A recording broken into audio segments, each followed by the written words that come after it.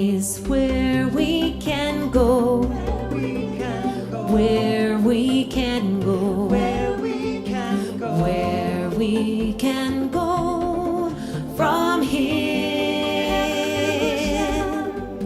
where we can go, where we can go, choose where we go, choose where we go, choose where we go from here. Let's choose one more time. Choose where we go, choose where we go, choose where we go, choose where we go, choose where we go from here. Thank you.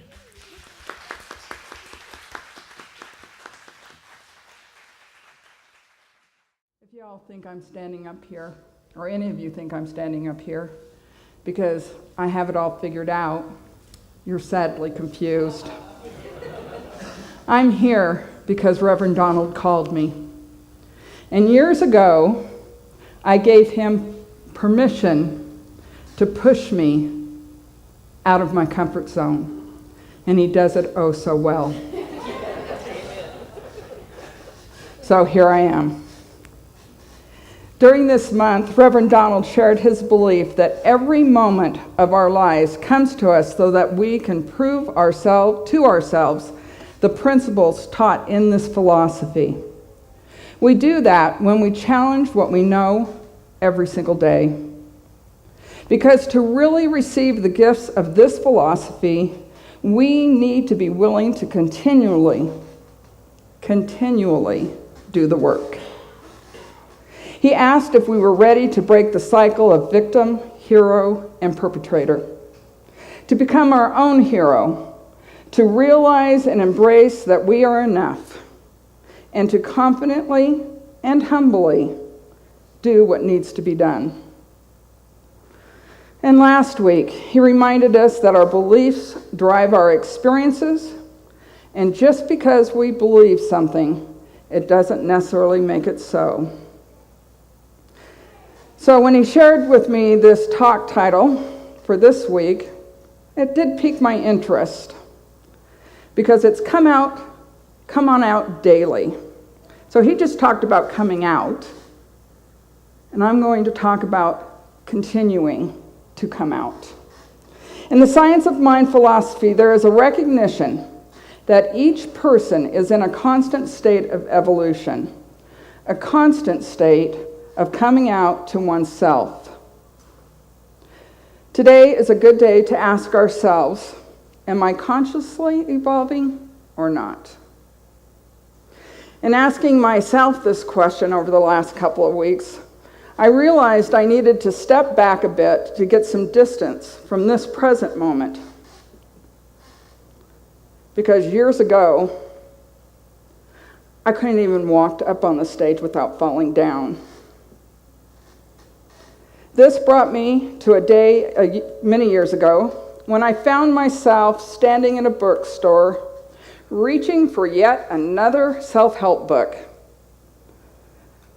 In that moment, I had this thought that popped into my head.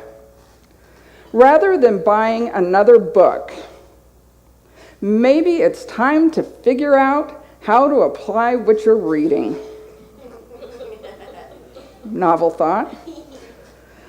Although I still love books, this one thought shifted me from being simply a gatherer of knowledge and put me squarely on the path of self-discovery. And that's self with the capital S, not this little self, but the truth of who I came here to be. Instead of focusing on what others were doing and why they were doing it, which was, at the time, my go-to, I began to explore why I was doing what I was doing and really owning the results of those choices and actions. I believe this was the first time I consciously made a decision to evolve. Looking back, I can see that this shift in thinking was the catalyst for changing my life. Once I opened those gates, experiences and teachers started flooding in. Sometimes it appeared as chaos, fear, and grief. But excitement, hope, and joy were also in that mix. Those teachers helped me to see I had more options. They showed me how they were choosing to walk through life. And when I found myself overwhelmed, they called me from my self-created tombs, encouraging me to take those next steps and to shake off anything that didn't bind me, to shake off anything that would bind me to old habits that were no longer serving me. Well, being the logical person I am, I began to realize that the only person I had a chance of controlling, was myself. So I came up with a plan, and I got busy working that plan. I did some aptitude and skills testing because I like to gather facts. I chose career path number 3 and started school. Much to my surprise, I loved it and I excelled at it. And then I graduated and stepped into the abyss. I had been so focused on becoming, I didn't realize that I had outgrown the box I had so carefully created, because that box was bigger and safer than all the other boxes I had ever created. And I had become very attached to it. Because of the attachment and the fear of what lay beyond, I tried with every ounce of my being to keep that plan intact. I mean, every bit. Until one day, exhausted and feeling depressed by the struggle, I realized and accepted that I was standing in the way of my greater life. I was doing it, only me. I let the walls fall away and started moving metaphorically and literally. This journey brought me here to the Salt Lake Valley, where I didn't know a soul, where I immediately began constructing my new and improved box. Are you seeing a pattern here? I have these bursts of insight and action, and then I find some place I think is comfortable and safe to hunker down. I love this quote from Giselle Bundchen. No one ever said learning was to be easy, but it's part of the process of evolving as a human being, and we all have to go through it. When I look back, I see that each different time brought an important lesson, and I prefer to look at it with gratitude, because I wouldn't be who I am today if I hadn't gone through all of it. This quote reminds me of the piece I keep forgetting. I keep thinking safety is contained in the boxes I create, even to this day. But safety comes from the journey and my ability and willingness to keep moving. As we explore, we gain wisdom, confidence, strength, joy, and compassion. This is what forms the bedrock upon which I walk. This is where I build those boxes with that foundation underneath. When I was ready, my journey led me to this center and this philosophy. I immediately loved the messages and the music. However, I soon realized, after listening to especially some of those messages, for me, that wasn't enough. I wasn't a total stranger to New Thought principles, but listening to Reverend Donald each week, I began to understand that to fully grasp these principles, I needed to get my feet on the ground and start walking. So, I started taking classes, making new friends, and learning. I found that making friends with people in my classes was as important as what I was learning. We bounced these new concepts off of each other and lent each other support and encouragement as our old beliefs came up and were replaced with something new. One of the things I found intriguing about this philosophy is that it isn't a static teaching. We aren't told what to think, but we are highly encouraged to think and experiment, to put these principles to the test. There is no lid on this box called Science of Mind, which allows for further expansion. Taking classes, going on to become a practitioner didn't give me all the answers. I thought it would. But it helped me to ask better questions, a skill that has served me well. Learning the 5 steps of affirmative prayer helped me to understand the nature of the divine and my connection to the all of it. And I need a drink of water before my lips glue together.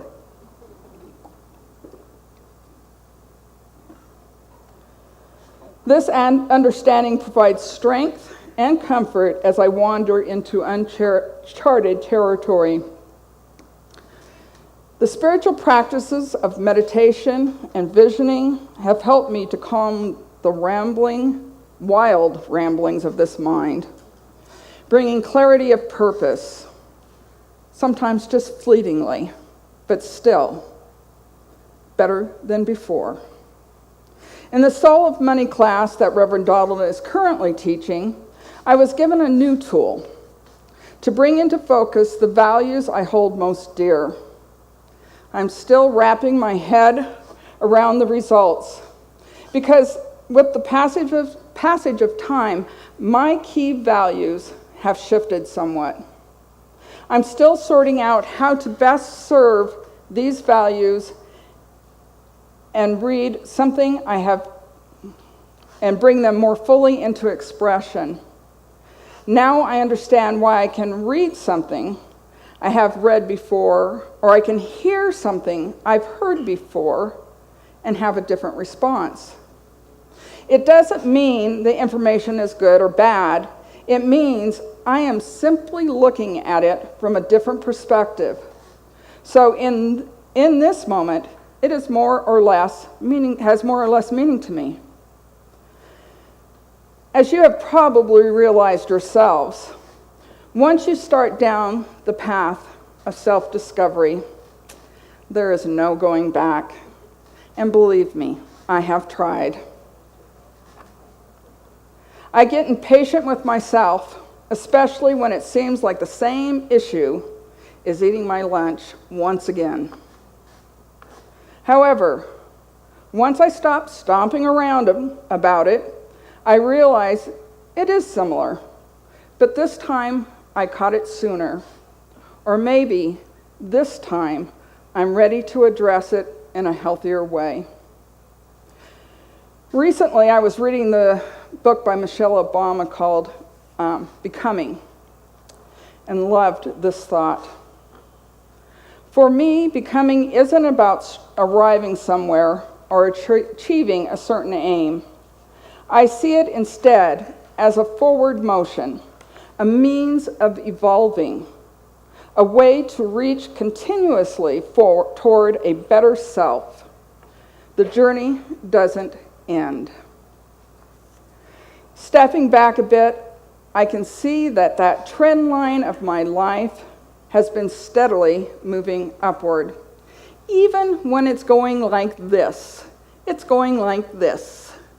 So even when I'm up and then I'm down on that path, I'm never back even to the highest of my lows, because that is the gift of doing the work.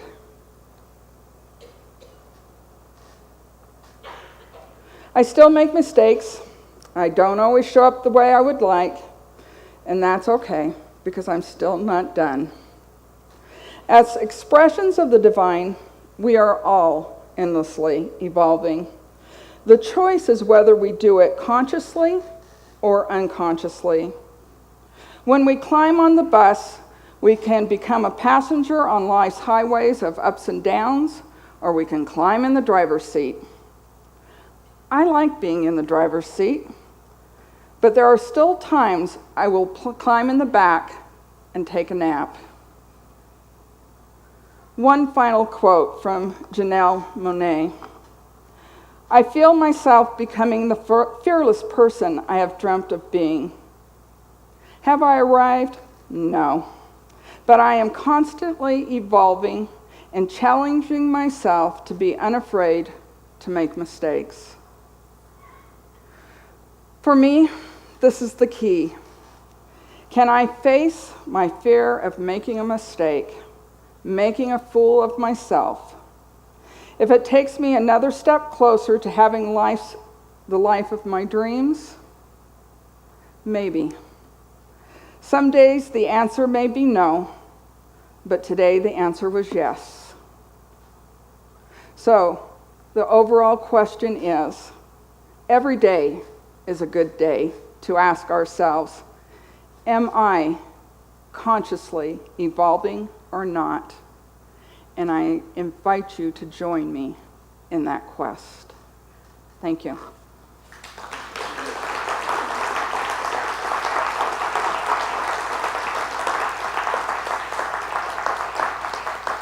So let's just relax into this moment.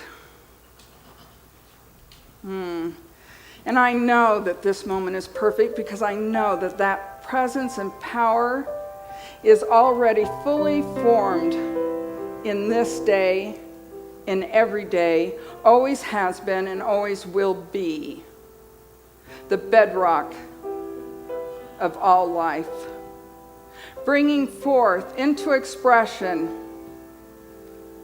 with love, joy, compassion, strength, and intelligence. And I know that each of us are part and parcel of that one, whole and complete right here and right now. So, resting in this knowing, I know anything spoken into this realization moment is already done. Resting easy in this moment, I know that every desire spoken and every desire held in our minds and hearts is already moving into expression. It's spoken, therefore it's done. And I am filled with gratitude for this knowing, for this time together, for this opportunity to grow and learn with each other, for all the many hands that make this service possible, for our wonderful musicians, sound crew, and everybody that is present and sharing of themselves this morning. It's done. As together we say, and so it is.